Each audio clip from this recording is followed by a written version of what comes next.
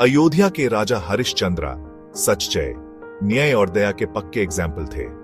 उनका नाम इतिहास में सदैव अमर रहेगा, क्योंकि उन्होंने अपनी प्रजा के लिए अपने जीवन का बलिदान देने से भी पीछे नहीं हटे।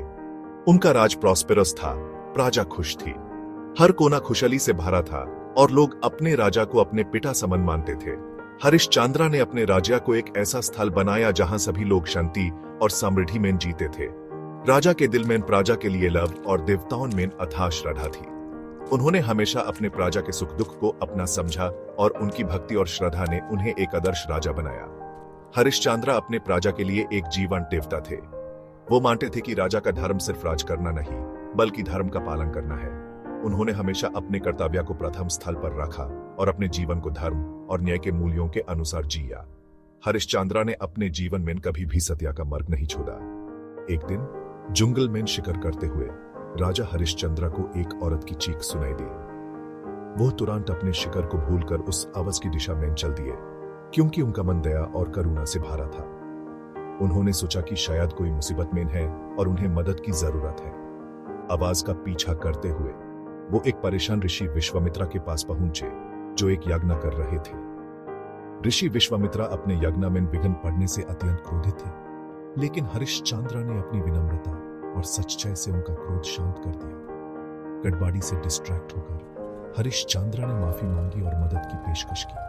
उन्होंने कहा, हे महर्षि, यदि मेरी वजह से आपके यज्ञ में विघ्न पड़ा है, तो मैं आपसे क्षमा प्रार्थी हूँ।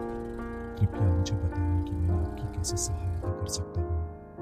राजा की सच्चाई से खुश होकर विश्वामित्र ने उनकी परीक्षा लेने का सोचा। उन्होंने सोचा कि क्या सच में हरिश्चंद्र इतने सच्चे और न्यायप्रिय हैं जितना लोग कहते हैं। इसलिए उन्होंने राजा को एक डिफिकल्ट परीक्षा में डालने का निश्चय किया, जिससे उनकी सच्चाई और धर्म पर पकड़ का पता चल सके। अपने क्रोध और डिफिकल्ट परीक्षाओं के लिए प्रसिद्ध विश्वामित्र ने हरिश्चंद्र से दक्षिणा मांगी। उन्होंने राजा से उनका पूरा राज्य, सारा धन दौलत मांग लिया। हरिश्चंद्र चकित होने के बावजूद अपने धर्म, अपने वेदे को निभाने का सोचकर बिना हिचकिचे सागे की मांग मान ली। अपने बच्चों के पक्के हरिश्चंद्र ने अपना राज्य, अपना धन और अपने राजसी वस्त्र भी त्याग दिए।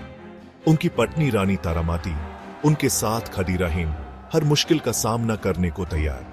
साथ में वो महल छोड़कर गरीबी का जीवन अपनाने निकाल पड़े। हरिश्चंद्र और तारामती ने काशी में शरण ली, जो भगवान शिव की पवित्र नगरी मानी जाती है। लेकिन उनकी परेशानियां खत्म नहीं हुई। विश्वामित्र को दिए वादे के कारण हरिश्चंद्र अभी भी उन्हें दक्षिणा देने के बंधन में थे। ये कर्ज चुकाने के लिए उन्होंने खुद को एक लालची ब्राह्मण के दास बना दिया। दुखी मन से हरिश्चंद्र दिन रात मेहनत करते, अपमान और कठिनाई सहते रहे। उन्हें शमशान में काम करना पड़ा, लकड़ियां इकट्ठा करनी पड़ी और चिता तैयार करनी पड़ी। इन सब के बावजूद वो सच्चाई और धर्म के रास्ते से नहीं हटके। किस्मत ने हरिश्चंद्र के लिए और भी दुख लिखा था। राजा के प्रशासन और राजा के कर्तव्यों के बोझ के साथ हरिश्चंद्र को अपने परिवार के दुख से भी जूझना पड़ा। एक समय था जब हरिश्चंद्र अपने राज्य में न्याय और सत्य के प्रतीक के रूप में जैन जेठ थे, लेकिन अब उनकी जिंदगी में अंधेरा छा गया था। तारामती अपने पति को दुख में देखकर नौकरानी का काम करने लगी। एक रानी जो पहले राजमहल में राज करती थी, अब अपने पति के लिए और अपने परिवार के लिए नौकरानी बन गई थी।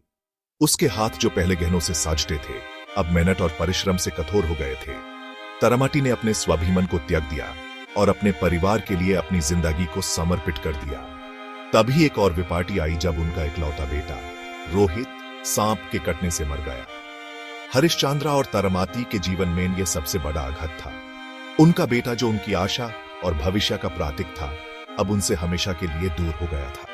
रोहित की मौत ने उनके जीवन को और भी अंधेरा कर दिया। शोक में डूबे वो अपने बेटे का अंतिम संस्कार भी नहीं कर सकते थे। उनके पास इतने पैसे भी नहीं थे कि वो अपने बेटे को अंतिम विदाई दे सके। यह सोचकर उनका दिल और भी टूट गया। हरिश्चंद्र और तारामती के लिए यह समय सबसे डिफिकल्ट था, लेकिन उन्होंने अपने संस्कारों को नहीं छोड़ा। अपने दुख के बावजूद वो अपने संस्कारों से नहीं हटके। हरिश्चंद्र और तारामती ने अपने जीवन के सबसे डिफिकल्ट समय में भी अपने धर्म और कर्तव्य को नहीं छोड़ा। उन्होंने अपने दुख को अपने कर्तव्य के रास्ते में नहीं आने दिया। तारामती टूटे हुए दिल से शमशान घाट गई अपने बेटे का अंतिम संस्कार करने के लिए। उसने अपने दुख को अपने कर्तव्य के रास्ते में नहीं आने दिया। अपने बेटे को अंतिम विदाई देना उसके लिए सबसे बड़ा कर्तव्य था और उसने इसे पूरा किया। जैसे ही वो रोहित की शांति के लिए रो रही थी, उन पर होने का स्नेह और संस्कार करने की पूरा हो गया। लेकिन अपने दुख को अपनी बात हो गया। तारामती और हरिश्चंद्र के लिए इसमें सबसे डिफिकल्ट था, लेकिन उन्होंने अपने धर्म और कर्तव्य को नहीं छोड़ा। उन्होंने अपने दुख को अपने कर्तव्य के रास्ते में नहीं आने दिया और अपने संस्कारों को बनाए रखा। सेक्शन 5 आस्था की परीक्षा। हरिश्चंद्र दुख और निराशा से भरे अपनी प्रिय पत्नी को झूठा आरोप लगते देख रहे थे।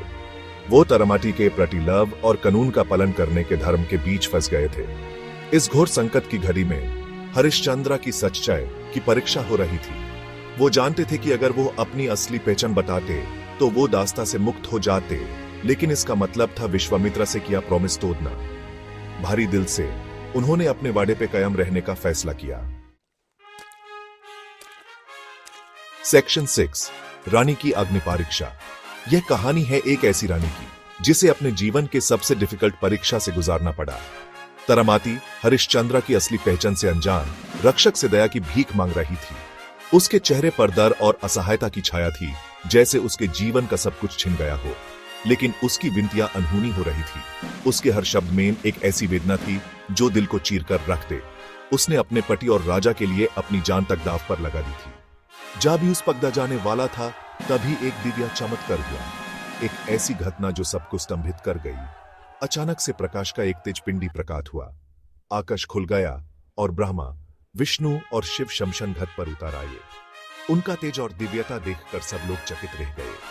यह एक ऐसा दृश्य था जो कभी भुलाया नहीं जा सकता। देवता हरिश्चंद्र और तारामती की सच्चाई और धर्म के प्रति अथाह श्रद्धा से प्रभावित होकर उनके सामने प्रकट हुए। उन्होंने अपनी दिव्य कृपा से उन्हें आशीर्वाद दिया। उन्होंने हरिश्चंद्र को बताया कि यह सब एक परीक्षा थी जो उनकी धर्म के प्रति दृढ़ता को साबित करने के लिए की गई थी। ये एक ऐसी परीक्षा थी जो उनके जीवन को हमेशा के लिए बदल कर रख देगी। हरिश्चंद्र और तारामती ने अपनी कठिनाइयों का सामना करते हुए अपने धर्म और सच्चाई को कभी नहीं छोड़ा। यह कहानी है उनकी अटूट श्रद्धा और विश्वास की, जो हर किसी के लिए प्रेरणा का स्रोत बन गई।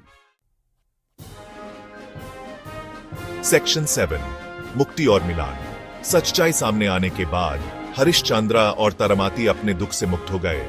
उनका बेटा रोहित चमत्कारी रूप से जीवित हो गया और परिवार फिर से एक हो गया। विश्वामित्र प्रशंसा से भरे हरिश्चंद्र को उनका राज्य वापस कर दिया। हरिश्चंद्र इस अनुभव से विनम्र होकर अयोध्या वापस लौट आए, एक और भी दयालु राजा बनकर।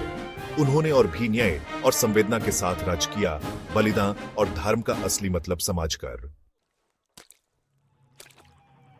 सेक्शन 8 सच्चाई और धर्म की निशानी। हरिश्चंद्र की कहानी सच्चाई, ईमानदारी और अधिक श्रद्धा की शक्ति का प्रतीक है। यह हमें सिखाती है कि असली धन वस्तुओं में नहीं, बल्कि मुश्किलों के सामने भी अपने संस्कारों को निभाने में है। हरिश्चंद्र की कहानी आज तक प्रेरणा देती है धर्म के मार्ग पर चलने की, और हमें याद दिलाती है कि अंधकार के समय में भी धर्म की जीत होती है। उनकी कहानी आशा की किरण है, जो हमें याद दिलाती है कि ईमानदारी और दया ही सच्चे जीवन का आधार है।